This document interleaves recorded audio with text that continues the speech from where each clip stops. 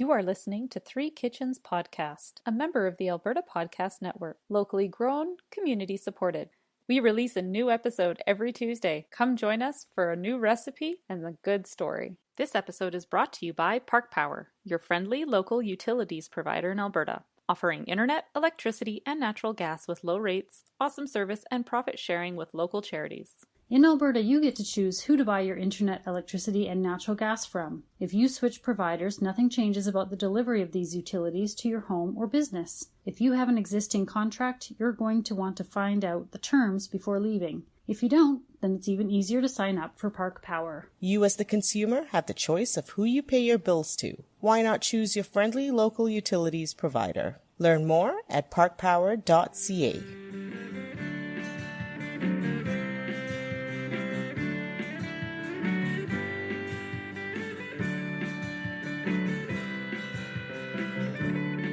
Hello listeners, my name is Sarah Somasundaram and I am here with my two co-hosts, Erin Walker. Hi! Hi. And Heather Dyer. Hello there. How are you this fine morning? This fine morning. Is it fine? I think it's okay. It's fine. It looks cold outside. I haven't been out yet. I'm still in my pajamas, but it looks kind of chilly out there. It does, but it's like perfect because we are recording this on Halloween morning and it's supposed to look like this on Halloween morning. Spooky. Yeah. And cozy. I guess so. Yes. Until you have to go out and trick or treat, but I'm still in my flannels, and if I can pull this off right, I'm just going to put like my rain pants over top of my flannels. Oh, and who did you learn that from? Sarah taught that to me right. for many years. That's right. Never show up dressed. Yeah. Just show up like you're dressed. Mm-hmm. Even at school pickup. Mm-hmm. Yeah. 3 o'clock in the afternoon, still wearing the flannels. That's flannel right. pajamas But and rain you wouldn't pants. know. She's a You pro. wouldn't know. She's a pro. Mm-hmm. And then when it gets super cold, just switch to snow pants over your pajamas. Yes. That's right. Yep. So I did that. And then I had to go wait in line for something last year. Oh. I was in my like full snow outfit with my flannels underneath, and I had to wait outside for half of it and then inside for half. So the outside part was great. The inside part got a little uncomfortable when I had to like unzip my jacket, and I was like, these aren't my flannel pajamas. Hey, you know what? These plaid shirts now that are so in right now, that's Exactly. just look like your flannel I pajamas. was just ahead of the times. That's right. You brought the trend in. That's a story. I'm sticking to it. Okay. So what's happening, Erin? Where do you think the largest banana plantation in Europe is? In Europe? Wait, I what? didn't even know there were banana What are plantations. we talking in Europe. about? Yes, exactly. I would not. Okay, let's think about this, Sarah. Okay, Let's I think. would say Spain? Mediterranean. Yeah. Portugal? Is Is that your final answer? Okay, I'm going to say Iceland just because it's going No, to I'm be gonna something go with- like that. France? I don't know. Iceland is in Europe, is it? Yes. Yeah, it's kind of in an odd spot. Okay, tell us, Erin. Okay, thanks for killing it, Sarah, because the largest banana plantation is in Iceland. Why are you mad at her for getting it right? I guess I wasn't supposed I said to. thanks for killing it.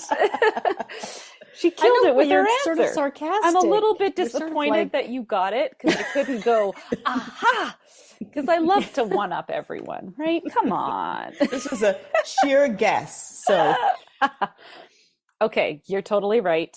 Iceland powers and runs their electricity and their heat and everything on geothermal energy. mhm. So they live like right on the continental shelf between North America and Europe. Mhm. They have massive greenhouses that they started in the 1940s Mm. that are all geothermal heated and provide light. And they grow things like tomatoes, cucumbers, strawberries, and bananas. So, super interesting. They don't produce a lot in terms of bananas, but most of the bananas that are a large majority of bananas that you do get in Europe do come from Iceland, Oh, okay. which is really cool. And the thing that I think is the neatest about this is because it started back in 1941, since then, a lot of the tropical produced bananas, the banana crops are currently going through quite a huge problem with something called the Panama disease. And Right. it is a fungus that is decimating the Cavendish banana, which is the most commonly consumed banana and what we find in our stores. However, because they started this greenhouse so far in the past, their population of bananas is isolated from this fungus. And so as time goes on, they could actually play a really important role in preserving the species and producing bananas in years to come, because this is right now becoming a huge issue in Central and South American countries where they do produce bananas. Oh, interesting. Why don't we import bananas from Iceland? It seems like it would be a lot closer. It's expensive. For European countries, the cost of shipping and importing bananas from South American countries is about the same as importing the bananas produced in Iceland, because it's still costly to produce them there. They have to heat the greenhouses, and they also have to provide the light because the daylight cycle is a lot shorter there. So the cost of the bananas is about the same. And geographically, they might have to fly them over instead, or ship them over instead of truck them over, I guess, from South America, right? You think they're trucked? Are they trucked from South America to here? That's a long way. I know that avocados are trucked and limes were trucked. So I don't know what. That's a really good question. Well, that's very interesting. They could very well save the banana, right? So cool. Iceland bananas. I love Iceland. I haven't been to Iceland, but I love everything I hear about Iceland. So I'm very sad that I did not hear about this before we went there, because I would have definitely put this on my list of things that we needed to drive by and see. Totally. But I thought that was just really cool. That would be cool to see in a greenhouse. It would be. So, Sarah. Yes. Are you making something with bananas today? I am not. It is, by the time this episode comes out, it would be holiday season. Mid-December. That's right. And I've got a perfect recipe. Well, I'm going to have the perfect recipe. I just have to take measurements when I make this. For something you can do with your leftover turkey. Oh, nice. Or leftover whatever poultry you use. So it's a soup. I usually make the soup I make the broth of the soup with the turkey carcass that we have pulled off all the meat off of it. Right. Throw it into a big soup pot. Boil it for about 2 or 3 hours with some garlic and ginger in it. Strain the broth. And then basically it's coconut milk, a little bit of curry powder, like a teaspoon of curry powder. If you want to add more spices, I'll write those spices up. It's not going to be the whole bag of curry powder as I imitate Sarah making her goat curry for the Wally last year. Put some in there. Just put a little. We'll just dump the bag. Dump the bag. It's a very, very little amount of. I'm glad you gave us measurements because I feel like your little bit of curry powder may have been skewed in my mind. This is not going to be like curry-ish. This is going to be very soupy. It's just going to have a slight hint of curry powder in it. And then coconut milk goes in it. Yeah. And then what you do is you then put brown rice. And this is really important. You put brown rice into the soup and you let it cook in the soup. And the reason you use brown rice, even though I prefer white rice will go soggy in this. Brown rice won't. Right. It's a tougher grain. It can kind of stand up to that. Yeah, so then it can stay in the fridge for longer as you're eating it. I see. Yep. Right? And then you put all your leftover veggies in there. And you've got a delicious soup that now you don't have to just eat turkey sandwiches. You can have turkey soup. But I'm not making turkey this year. You've already decided. I'm going to do this with chicken. And you do this perfectly with chicken. Okay. Welcome to the first half of this episode where we haven't made up our mind yet. Which is like most of my episodes. Yeah. I remember when I went, I'm going to make like the chicken, what was it? Enchiladas. And then I'm like, I'm not going to do chicken. I'm making chorizo. Anyway, with chicken, with the chicken ones, you don't have to wait for it to be a leftover. You can just make this soup.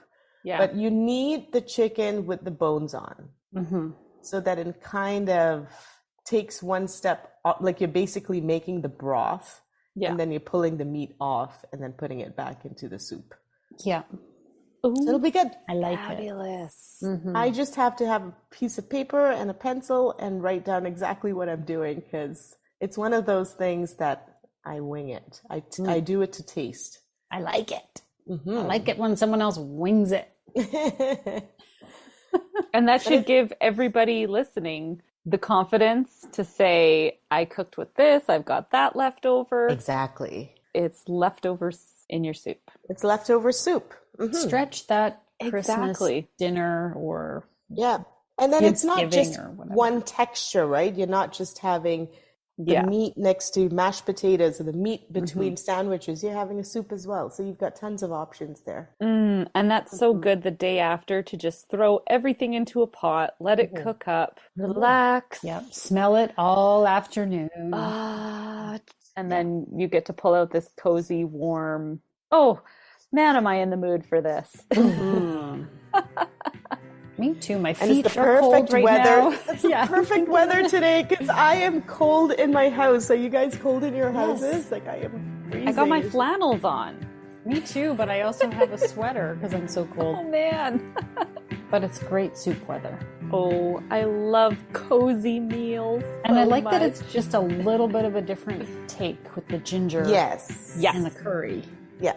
This episode of Three Kitchens is brought to you by Alberta Blue Cross. Alberta Blue Cross understands that running a small business is tough, and they understand business owners in Alberta are busy. Let Alberta Blue Cross give you peace of mind with a group benefit plan. They offer health, dental, life, and disability coverage for your employees. Alberta Blue Cross group benefit plans are easy to manage, anywhere, anytime, and on any device, making it easy for you and your employees to access. To learn more and explore your options, head to ab.bluecross.ca. Okay, we are back after having some soup in this perfectly cool weather. Cold. What, did I just say cool? It's cold. It is Kind of cold. Well, it's better Well, this week. it's going to get worse. Keep it in It's perspective. It is winter, so we do expect colder temperatures are coming our way. We're going to go with two options here. We're going to do the leftover turkey or chicken that you had in your fridge that you cooked prior to the day that you're making the soup. So if you do it that way, you just need some couple of cloves of garlic, slices of ginger, and you don't have to mince these, but you just bruise them with the back of your knife. Okay. When you are making your stock, you put your turkey carcass in. I find that word really funny, carcass. So you put the turkey carcass into a big soup pot, and you throw some garlic cloves in there, smashed. You throw some slices of ginger. By the time I went to make this soup, I really felt like a Thai spin on curry soup.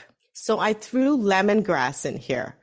I sort of broke it and bruised it, and I threw lemongrass in here, and I boiled it for at least 1 hour, I would say. As the broth is going, you slice up an onion and you fry that up in a different pot with your minced garlic, minced green chili, and some slices of ginger. Just fry that up lightly, and then you drain your broth. Remove whatever meat you want off of your turkey, whatever your leftover meat is. You put it into the pot. Free meat. It's the free meat. And this is now, at this point, this is your choice. If you want to go the Thai way, take a tablespoon of Thai curry paste, sort of loosen it up in the oil that you're frying all the onion and garlic and ginger with. If you don't have Thai curry paste, you'd rather go like the curry powder way, then just sprinkle you put 1 to 2 teaspoons over the chicken, mix all that up, put the broth in, and let that simmer for, I would say, at least 20 minutes so that all the raw flavors cook down. And then you put your leftover veggies in, whatever you want to do. Or if you don't have any leftover veggies, just cut up some carrots. I put cauliflower in this one. Oh, and then you add coconut milk right at the end for 10 minutes. And then your soup is ready. Here are 2 spins on this. As soon as you put the chicken in or the turkey in, before you put the veggies in, take 3/4 cup of brown rice. It has to be brown rice. Right. And put it into the broth and let the broth cook the rice. If you don't want to go the route of the rice, this is another great option, is that once you have all that soup with the meat and the veggies, so no rice in it, heat up some rice vermicelli and make a noodle soup. And that would be a great different take on a turkey soup. So you got 2 ways to go with this, and this will all be on the website. I decided to do this with chicken because I didn't have any leftover turkey. So did you do the curry? I didn't do the curry paste. I did the curry powder. I didn't have curry paste, unfortunately, but I had lemongrass. So maybe you tasted the lemongrass in there. Absolutely. So it had that little bit of a Thai kind of style. And then serve with a baguette or with noodles. Well, I had this for breakfast mere moments ago. Oh, that's what you were eating. That's what I was eating because I didn't forget about this recording today. It was so good this morning. I loved the cauliflower in there. Yeah. And since you spoke about putting coconut milk in soups, I've had a chance to make my own chicken soup. Nice. And I've got a few ice cubes of frozen coconut milk in my fridge. Yeah. And so what I did when I made chicken soup is I just took an ice cube of coconut milk out and put it into my soup, and oh my God. My kids always have an ice cube in their soup. I don't know if this is common practice in your house too. To make it because cool it's too it down? hot, so they have to cool it down with a little ice cube in it. We just wait for it to cool. I'm like, just blow on it. Yeah. Whatever. Ice cubes come out onto our table, and I had some coconut milk ice cubes left over from my Anona Swizzle cocktail that I had a couple weeks ago. Yeah. And so I was like, well, what do I do with these ice cubes? And I was like, I'm adding them into my chicken soup. Such a delicious, creamy flavor to add in there. Yeah. I just love it. And I love the cauliflower in the soup. Yes. And I went with cauliflower because I didn't have any leftovers for this soup, right? So, I mean, in reality, after Christmas or Thanksgiving or whatever big meal that you've had, you would have leftovers that have already, so whatever vegetable or meat goes into this would be sort of defined by the dinner you've served the night before.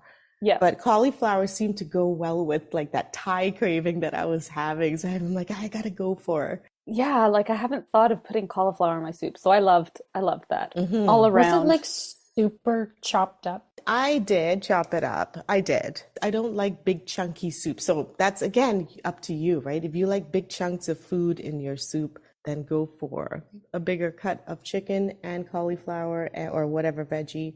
Well, when it's really big, I don't know, like if I have a big potato in my soup and I put it in my mouth, then I'm doing the like, too hot, can't bite into it. So I think smaller pieces are more practical for a soup too. Right. I just wanted to say what I thought of the soup. Tell. Not me personally, but my kids have been sick recently. Everybody's kids have been sick, it seems. Yes. And it was like, not that I shared it with the sick kids. I ate it myself, but I was thinking it is like the perfect soup if you've not been feeling great, because it isn't the big chunks. I don't know. It's like soft, easy to eat. Right. There's nothing in there that's like going to give you a sharp, I don't know how to say it. It's like everything just sort of blends together and it's like comforting. And it reminded me, the texture of like how the cauliflower sort of just falls apart reminds me of the rice in the congee. Yes. Which is like that kind of comforting, soft. Yeah, I was thinking a lot of congee this morning too, as I was sipping it down. Yeah, and but very different flavor profile. But you could do a congee with that sort of flavor profile. So that's what it reminded me of. Thai congee. Oh wow! Yes. With chicken. Oh, I thought it was so when I first opened it and smelled it, I was like, what is this? Like Yeah, something in here smells it's good. just so good. It makes me really Mm. think of my green chicken curry, but Yeah. in like a soup form because I just ate it like 2 nights ago Mm-hmm. too. Mm-hmm. Like a Mm, squirt of lime juice Mm-hmm. on there at the end yes. would be good. Yes. I Some don't think I've, cilantro on top. yeah. Not for Aaron, Ugh. but you know. Now you've ruined it. I'm not sure I've ever cooked with lemongrass because I don't really know how. So I like the tip. Just break it, you bruise it just like an herb, right? It just brings out the oils once you kind of distress it. Yeah. Some people cut it and then again with the back of their knife, they kind of smash it down and Yeah. then you just throw it into the soup. You don't actually eat the Yeah, you lemongrass, take right? it back out. Hmm. With the lemongrass that we get, Hmm. just take the outer husk out. So you want the green part that's inside. Do you buy it frozen or you buy it It fresh? comes in fresh, but Yeah. it's quite old, and then I throw it Okay. right into my freezer right after. Okay. I'm gonna buy it next time I'm at the. Yummy. So many great tips. And just to hmm make your chicken soup just that little bit different than Just, you've yeah, a made it little bit before. different, right? Like just Yeah. you've been eating turkey, you're gonna have turkey sandwiches probably. You're gonna have turkey sandwiches with gravy Hmm. probably. Oh, that But sounds even good. the flavor profile of the turkey and the meal you eat Yeah, is probably not going to be anything like this flavor right. profile. Hmm. Yeah. So you Just to get to change things up. change the Hmm Yeah. flavor instead of just like the same thing Yeah. again. You're sick of turkey now and you want to Because we change it do up. get sick of Yeah. turkey, by the second or third day, we're like, ah. Now So what? this is a soup I always make, but this time I made it with the lemongrass, and I think this winter I will make it that Thai way, and I think I will serve it with noodles. I want to try it with noodles instead of the Mm. rice in it. Mm. Yeah. I got some brown rice kicking around in my cupboard. Now I know hmm how I'm going to use it. This is the only thing it's perfect for. I remember buying it being like, maybe we can change up a rice. And I made it once and said, nope. I guess it goes in like a Need a f- pilaf or something like that, maybe, where Right, you want that texture, but right, it's right, not right. Right. not my favorite. No, Yeah, no, me no. If neither. you eat rice, you gotta enjoy your rice. Hmm. Yeah. I mean, with this kind of soup, you could have, let's say you have leftover white rice, and you just put it in when To you heat it. serve it. Yeah, Yeah, yeah, yeah. don't put it in while it's cooking, but in your Exactly. bowl, That would put work. rice, put soup over. I think that would be good. That Yeah. would work totally.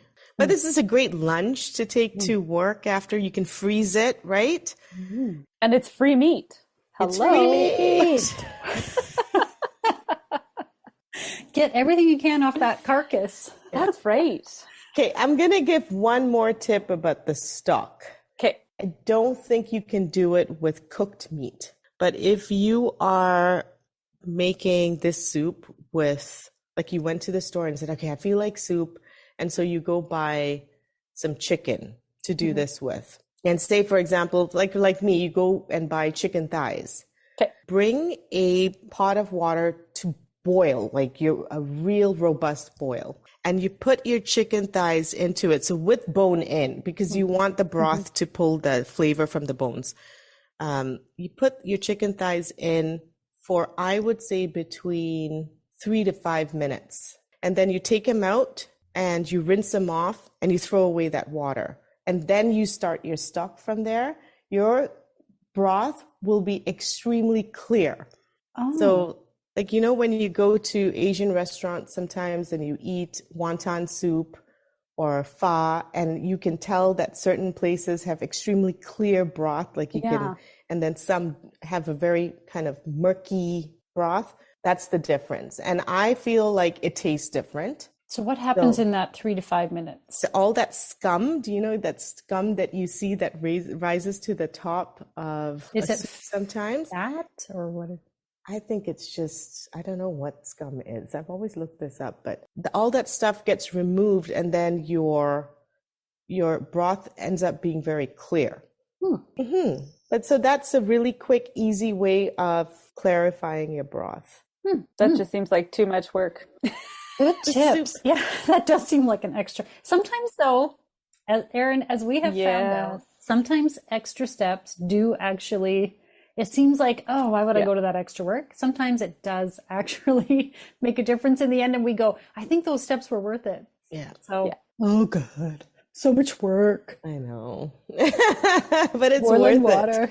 Sounds like worth my it. kids. Does this water seriously have to boil? Oh. Can't I make craft dinner without boiling it? Yeah. You can try, but you'll regret it. I am going to make this soup. Even if it's like my regular method, but I'm putting some of those flavors in there, like Erin said, Yeah. to add like the coconut milk or whatever into the curry, And so buy that good. lemongrass and pop it into your broth. Oh Yeah. my God, I love that in broth. Yeah. I don't know how or when I discovered that, but a couple years ago I started doing it. And I just, no broth is the same now without that lemongrass. And you know all those curry leaves that you guys bought and put into your freezer? Oh yeah. I still have some. I still You have do? some. Perfect. Okay. Yep. Instead of lemongrass, you can do that with curry leaves. So if you want more of an Indian profile, do that with curry leaves. Let's just put it all in. Do you ever put Parmesan rinds into your broth too? No. I Yes. don't know if it'd be as good in chicken. Is it as good in chicken? I do it in my chicken broth. I have a What do you do it in, Heather, that you said Yeah. would be good with chicken? Well, if you put it in like a bolognese, like okay. something tomato based, like an Italian profile maybe. If you're simmering, when you simmer a Yeah, bolognese yeah. like all day, put Right. your Yeah. Parmesan rinds. When you finish your cheese, Yeah. Yep. just pop that in the freezer, right? And then put Yep. it into the sauce and let it simmer. Does it just turns disintegrate? soft. No, not completely. No. They like Okay. turn into like a big It looks like a spongy-looking mushy thing. thing, and you just take that out. Some people say just eat, you can still eat it, which I'm sure is probably delicious, haven't but I done usually that just yet. toss it. Yeah. Oh, I never thought. Oh, thanks for the tip. I'm going to. Yeah, a Parmesan rind in your broth is also a gooder. What do you do with Parmesan? That's Yeah. awesome. Yeah. Yeah. Then see, you're stretching all your ingredients. Totally. And Parmesan is expensive sometimes, It right? is, So yeah. make use of it. Yeah, Oh, use what it a all great up. tip. I It's love like that. salty and It don't know adds what that that- little bit of like Extra umami salt. flavor, Yeah. right? Like Yeah, it's yeah, got that, yeah. it's got its own kind of bitter, salty profile going on. Yeah. So you put that in your soups, Erin? I put in when I make my regular broth. So I know that the broth that I posted for my arroz con pollo did not have this because that one is the broth that I make just for that. Okay. But upon discussing this further, I think I'm going to put my regular broth that I use in every day up on the blog so that everyone can now make this with the lemongrass, with the Parmesan, with the curry leaves. Yeah. Yeah, put all the variations. Just put everything in there. When you put the Parmesan in, does it then turn the broth murky? Oh, my broth is always unclear. Okay. Yes, thank you. happens. I can't wait to make it. I'm just going to make turkey just so I can make this Yes. leftover soup. Nice. I'm going to do this next time. Oh, next time I boil backs, chicken backs, I'm going to be making the soup. Yummy. So good. Was it good? Yeah, you guys enjoyed it? Yeah, Really good, did, good. yes. And now for the fine print. Join us over on the socials, Facebook, Instagram, YouTube, and Pinterest, and on our website at threekitchenspodcast.com. And remember, when you like, follow, subscribe, and review, it helps more people find us. Thank you so much for listening. Welcome to the first half of this episode where we haven't made up our mind yet. Which is like Tune in most for of my later. episodes. Yeah.